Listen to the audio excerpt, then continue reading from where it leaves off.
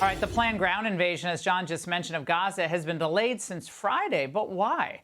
Well, the Jerusalem Post says it's because the IDF hasn't done anything like this in decades, and rushing in unprepared could be a very big mistake.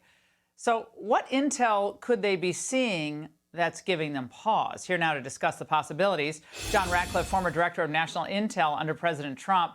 John, I know we don't know for sure, but what do you suspect is going on here? I suspect that the Israelis are balancing, responding quickly versus responding smartly. Laura, everyone knows that there's going to be a ground incursion by the Israelis into Gaza, and it's sort of like, if you're playing chess and you're telling everyone ahead of time where your rook is going on the chessboard, your adversaries know and will make plans accordingly. And in this case, what Israel has to deal with is they have multiple adversaries that are now planning. In the case of Hamas, the challenges are you have a group that has already been willing to disregard the, international warfare principle of distinction, meaning that they're willing to treat civilians and combatants the same and hide among them and use hostages, now up to possibly 250 as human shields. And they understand that as the number of civilians grow, Israel knows that the support that they have in the international community and even within the U.S. will fade. So they need to plan for that. And as John Roberts just talked about, the challenge is that they have an even more lethal opponent to the north in Hezbollah. Unlike Hamas, Hezbollah has a sophisticated fighting force of 100,000 people. They have 130,000 precision-guided rockets and drones that have the capability of overwhelming Israel's primary defense system, the Iron Dome. And so, I think that the Israelis are balancing these many challenges and making sure that when they move, that they move in the most strategically smart way possible. All right. It's pretty hard, though, isn't it? Because there are two competing factors here. The element of surprise is lost. You can't have an element of surprise when you're obviously concerned about civilian losses, unlike Hamas, which indiscriminately kills women and children. But Israel is actually concerned about that, right? So you lose the element of surprise. Hamas knows you're coming.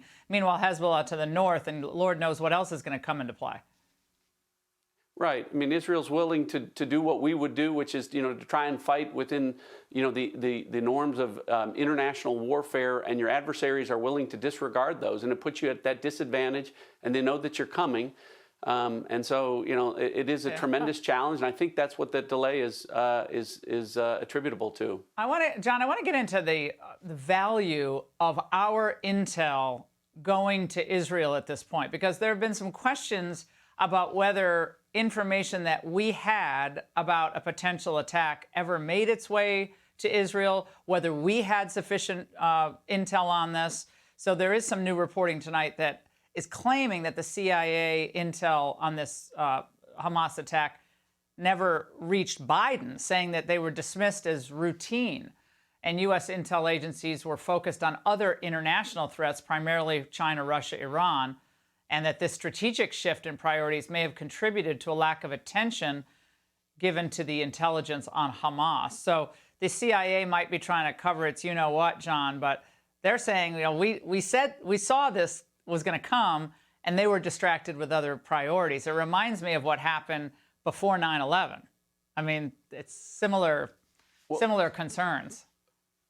Well, I have talked with folks within the intel community presently that have indicated that unfortunately the Biden administration may have redirected or retasked some intelligence assets away from the Middle East to Ukraine. And I don't know whether that is the case, but I do know this. Laura, we both want the United States to be the ally that Israel needs right now. But what's inescapable is the fact that National Security Advisor Jake Sullivan was on national TV doing a not-so-humble brag 2 weeks ago, saying that the Middle East has never been quieter, and he's spent less time on those issues than any of his predecessors in the last 20 years.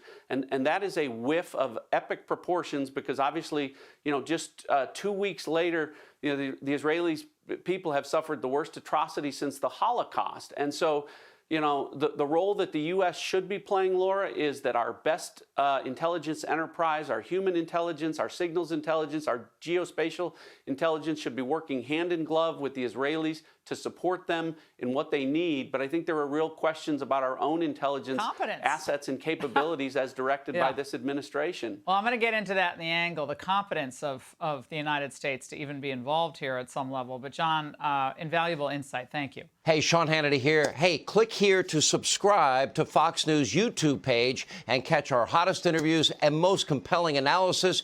You will not get it anywhere else.